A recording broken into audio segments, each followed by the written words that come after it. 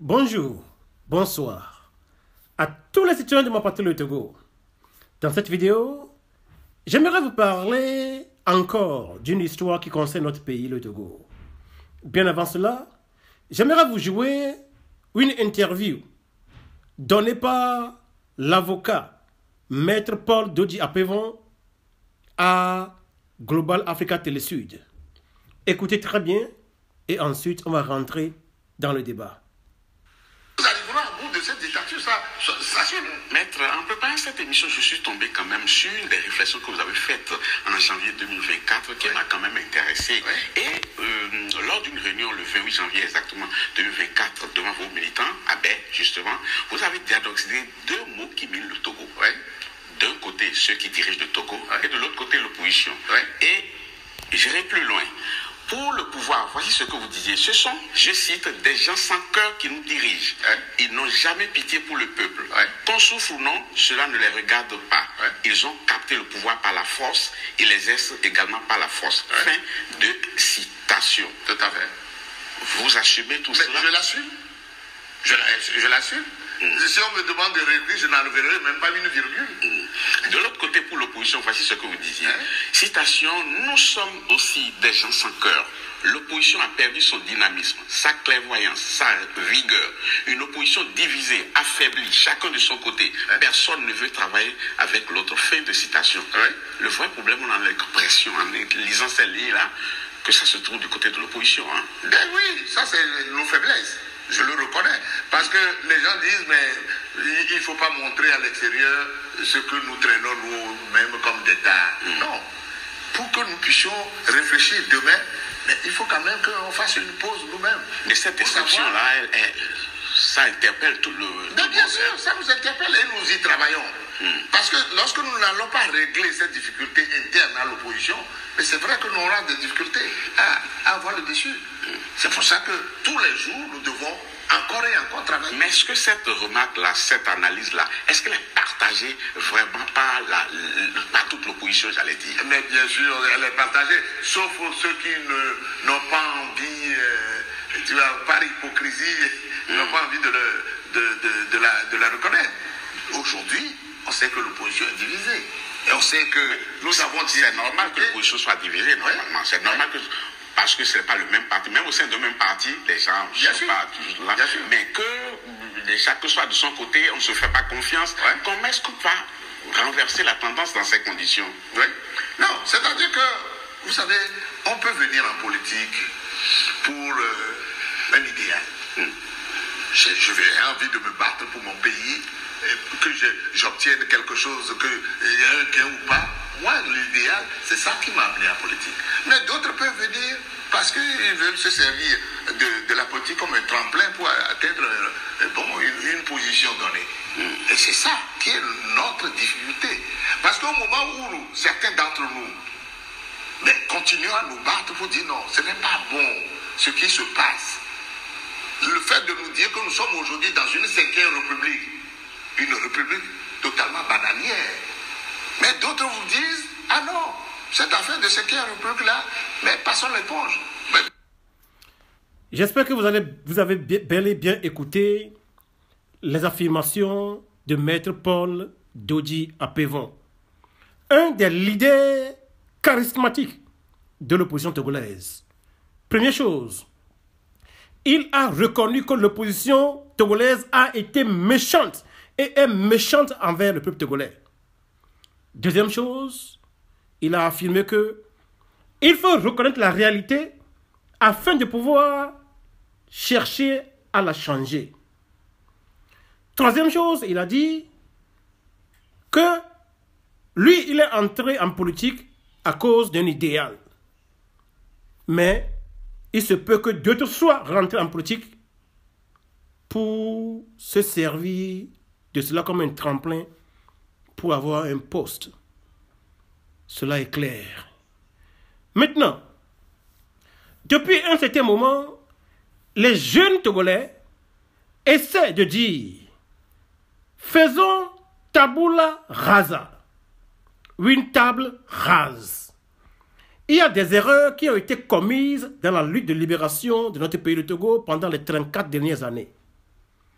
Reconnaissons ces erreurs et cherchons à y remédier de telle sorte que la prochaine fois quand on va se mettre debout, ce sera la fin du régime sortant, le régime FPT-UNI.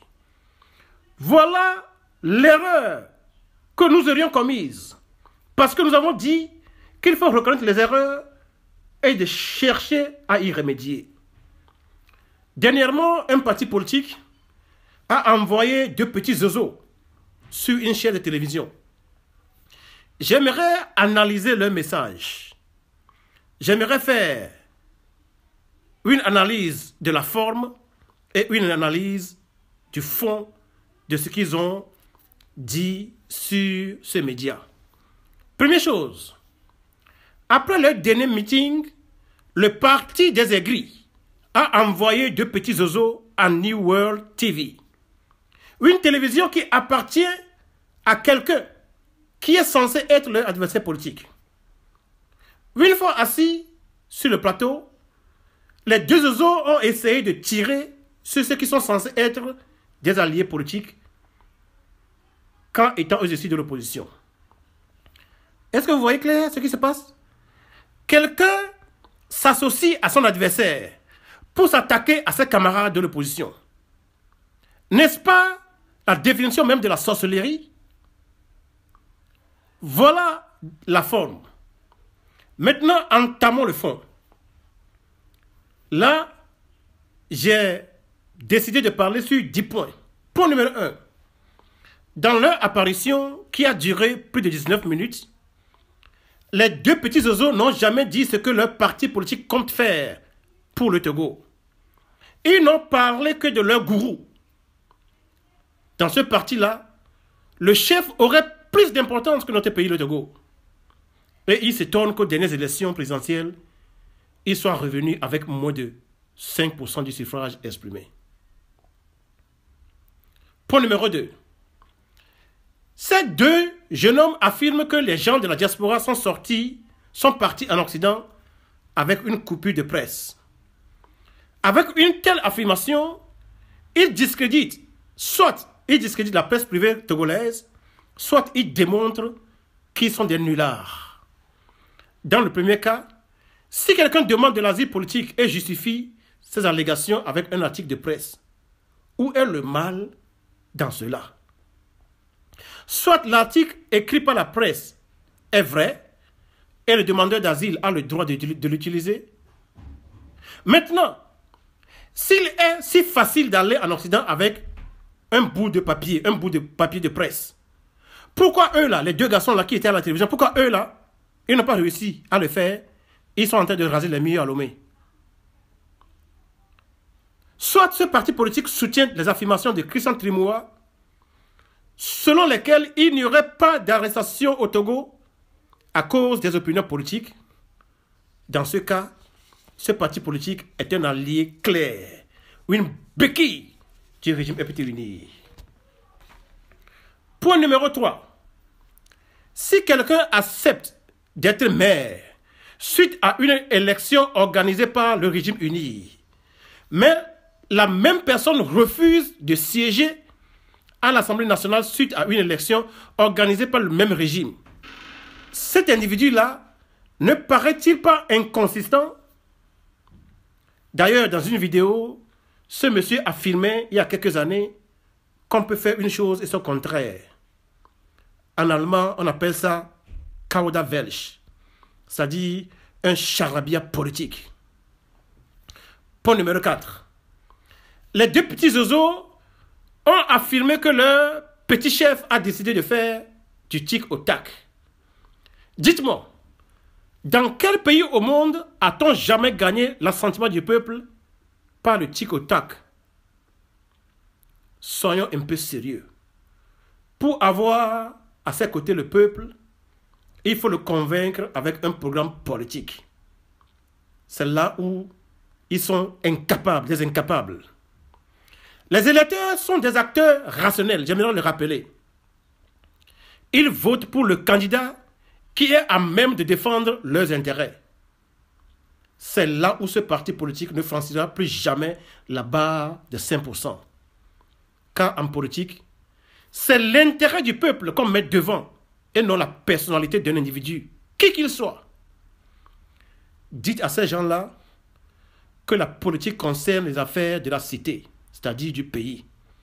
Ce n'est pas une affaire de Miss Togo ou bien de Mister Togo, où on viendra démontrer qu'on est le plus beau, qu'on est ceci, qu'on a cela. Si vous pensez être trop âgé pour aller à l'école normale, inscrivez-vous au moins au cours du soir. Cela vous évitera l'étalage de votre ignorance politique tout le temps. Sinon, aucun individu rationnel ne peut engager un tic pour le tac contre d'autres concitoyens qui ne sont pas candidats à aucun poste électif. Dans un tel combat, tu gagneras quoi? Tu ne peux laisser que des plumes. Dis donc. Point numéro 5. Un des deux petits oiseaux envoyés à New World TV a traité les dirigeants qui ont gagné la présidentielle de 2020 de chauve-souris ou de hibou de la nuit. Tout juste parce que ces derniers les auraient contactés pour leur demander de venir se joindre à eux pour la libération du Togo. Ils affirment que leur gourou a peur des alliés de l'opposition. Mais ils oublient de dire aux Togolais qu'à chaque fois que les dirigeants du régime sortant, du régime uni, appellent leur gourou, il y va toujours. Donc le chef de ce parti a plus confiance au régime EPT uni qu'aux membres de l'opposition.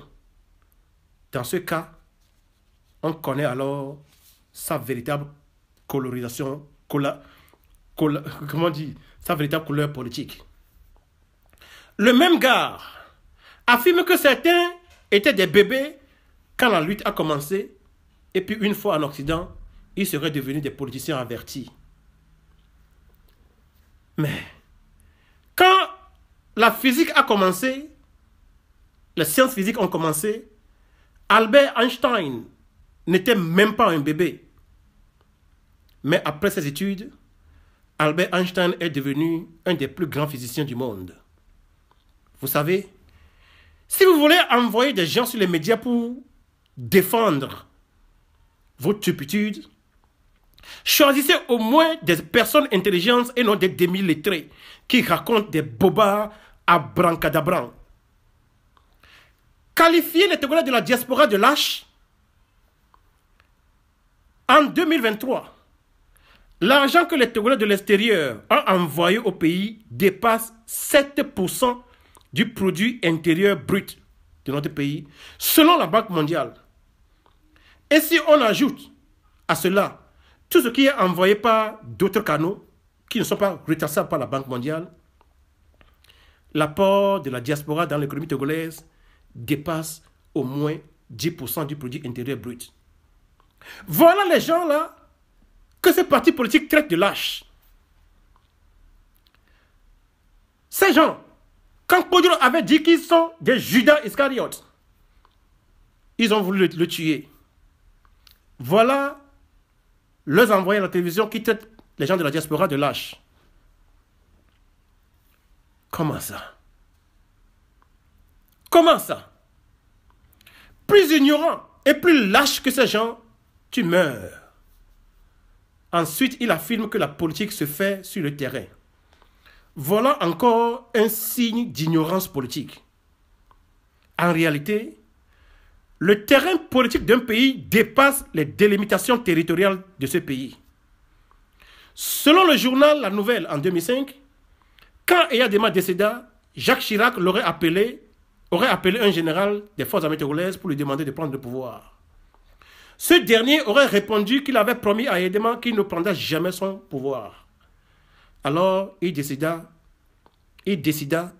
que c'est le fils qui doit remplacer le père. La dernière fois que j'ai vérifié la carte de la France, le palais de l'Élysée ne se trouve pas à Lomé, mais à Paris. Donc, apprenez dans votre parti-là que le terrain politique du Togo dépasse notre territoire. Il va à Accra, à Abuja, à Abidjan, à Paris, à Berlin, à Londres, à Washington et un peu partout ailleurs. Il y a des pays, il y a au moins un pays qui a été créé par des gens quand ils étaient encore en exil. C'est de l'étranger qu'ils ont créé un parti avant d'aller prendre un territoire et déclarer leur indépendance quelque temps après. Alors,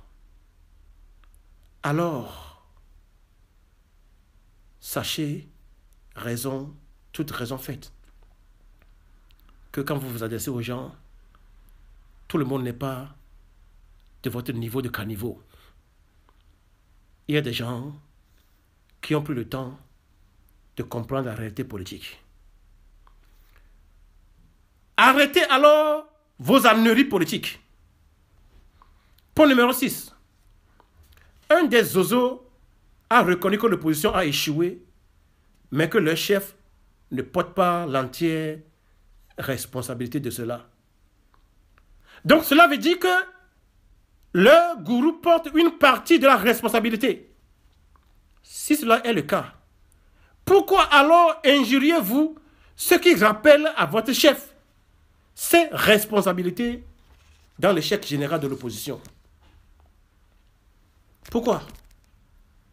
Pourquoi le faites-vous? Si vous le savez si bien, pourquoi maintenant injuriez-vous les gens qui ne font que rappeler que si la lutte n'a pas abouti jusqu'à ce jour, c'est en partie le rôle, la faute de certains leaders de l'opposition. Dans une récente interview à Global Africa Télésud, Maître Dodi Apevon a reconnu les défauts de leadership de l'opposition. Il y a quelques années, Dr Brigitte Adjamagbo Johnson, une maman bienveillante, elle a aussi reconnu la responsabilité des leaders de l'opposition dans l'échec de la lutte de libération du Togo. Au lieu de toujours accuser les autres pour vos propres errements politiques, ayez le courage et la sincérité de reconnaître vos propres erreurs. Le gars a reconnu qu'il y a une guerre de personnes au sein de l'opposition. Tous les Togolais savent très bien qu'ils pensent être supérieurs à eux et que par là, le pouvoir devrait lui revenir. Un jour, je vous ferai une analyse psychologique de son comportement suprémaciste afin que vous compreniez ce qui sied au fin fond de ce monsieur. Point numéro 7. Quand les gens de ce parti parlent de prostitution politique, c'est encore une preuve de leur ignorance politique, ainsi que de leur fourberie. Avant de créer le parti dans lequel ils sont actuellement, n'étaient-ils pas dans un autre parti? N'ont-ils pas poignardé J.K. Olympio dans le dos? En bon allemand, on dit « Ihr seid uns ein Dorn im Auge ». Vous êtes pour nous une épine dans les yeux. Get out of here. Point numéro 8. Ce n'est pas parce que les gens sont partis avec une coupure de presse qu'ils veulent la fin du régime RPT-UNI. C'est parce que les Togolais de la diaspora voient que les conditions de vie de nos populations sont devenues indescriptibles. Avec nos mamans qui ramassent du riz avarié sur le dépotoir. Voilà ce qui pousse les Togolais de la diaspora à redoubler d'efforts pour que ce régime quitte le pouvoir. Mais tout cela ne dit rien à votre parti, car votre chef a un poste qui est payé par l'argent des pauvres Togolais. Cela s'appelle le cynisme. Point numéro 9. Votre chef avait dit que c'est lui qui sait qui est opposant et qui ne l'est pas. Donc c'est lui qui décerne le certificat d'opposant aux gens. Ce droit est basé sur quoi? Sur le jeunisme ou bien quoi? Point numéro 10. Sans le pouvoir politique, financier ou militaire, vous êtes profondément rancunier. Et si jamais vous aviez eu le pouvoir au Togo, est-ce qu'il existerait un seul opposant au Togo si vous étiez au pouvoir? Vous serez plus méchant que ceux qui ont gouverné notre pays pendant les 60 dernières années. Tikpi Achadam est sorti en 2017. Vous l'avez combattu, donnant ainsi la chance à M. Fogna Singbe de rester au pouvoir. Agbeyo Memesan Kodjo, docteur Agbeyo Memesan Kodjo, une des plus brillantes têtes que le Togo ait jamais vu naître sur son sol. Et Monseigneur Philippe Fanoko Kodjiro, un homme respectable. Ils ont sorti la tête en 2020. Vous les avez caillassés. Là aussi, permettant à Fogna Singbe de garder le pouvoir. Maintenant, un nouveau mouvement sort. Déjà, vous vous mettez dans le starting block pour l'attaquer.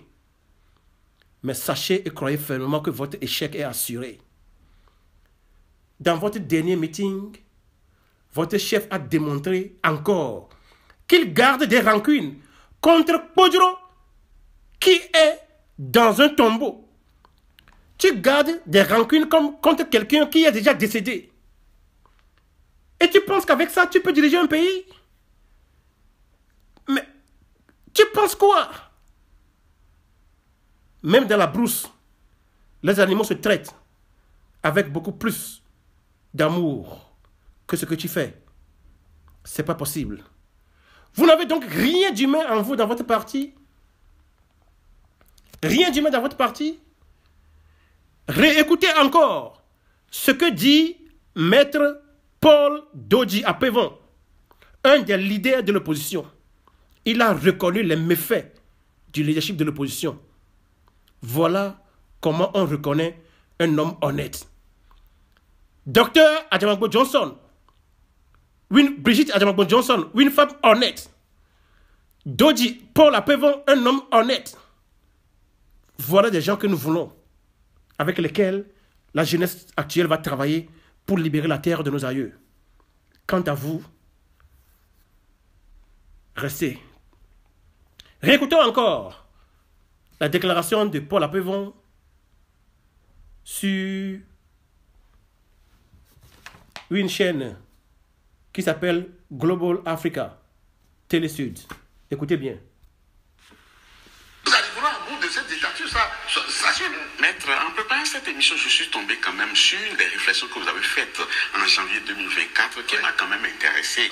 Et lors d'une réunion le 28 janvier exactement 2024 devant vos militants, à Baie, justement, vous avez diagnostiqué deux mots qui minent le Togo. D'un côté, ceux qui dirigent le Togo, et de l'autre côté, l'opposition. Et j'irai plus loin. Pour le pouvoir, voici ce que vous disiez. Ce sont, je cite, des gens sans cœur qui nous dirigent. Ils n'ont jamais pitié pour le peuple. Qu'on souffre ou non, cela ne les regarde pas. Ils ont capté le pouvoir par la force et l'exercent également par la force. Fin de citation. Tout à fait. Vous assumez tout cela? Je l'assume. Je l'assume. Si on me demande de réécrire, je n'enlèverai même pas une virgule. De l'autre côté, pour l'opposition, voici ce que vous disiez.